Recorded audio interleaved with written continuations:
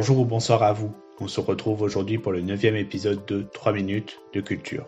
C'est parti pour le 3e chapitre sur les guerres yougoslaves. La guerre en Bosnie-Herzégovine, à partir du 6 avril 1992, fait rage. Officiellement, l'armée fédérale yougoslave n'est pas engagée. Ce sont des milices, groupes armés serbes, qui attaquent la Bosnie.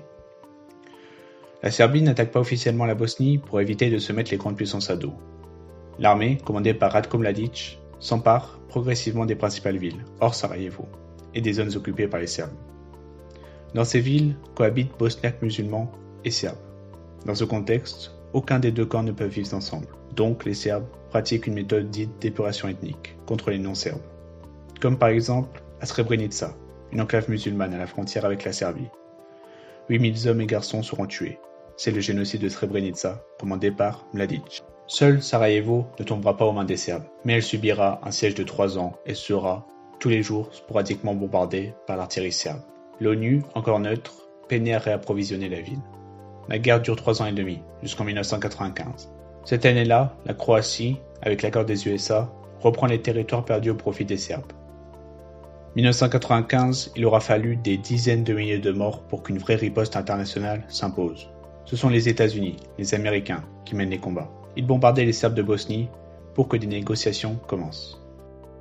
Automne 1995, les accords de Dayton. Ils partagent la Bosnie-Herzégovine en 2 républiques, celle des Serbes de Bosnie et celle de Bosnie-Herzégovine avec les musulmans bosniaques et croates. Tout ça après de longues semaines de négociations aux États-Unis, avec les 3 parties ayant des intérêts en Bosnie-Herzégovine, c'est-à-dire les Serbes de Milosevic, les Croates de Tudjman et les musulmans bosniaques d'Izetbegovic.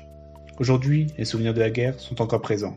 Le pays est déchiré, le taux de chômage dépasse les 40%, un peu moins si on compte ceux au black, aucune communauté ne se mélange, la cicatrice est bien réelle et les balles dans les murs aussi. En partie, c'est de la faute des grandes puissances, surtout européennes.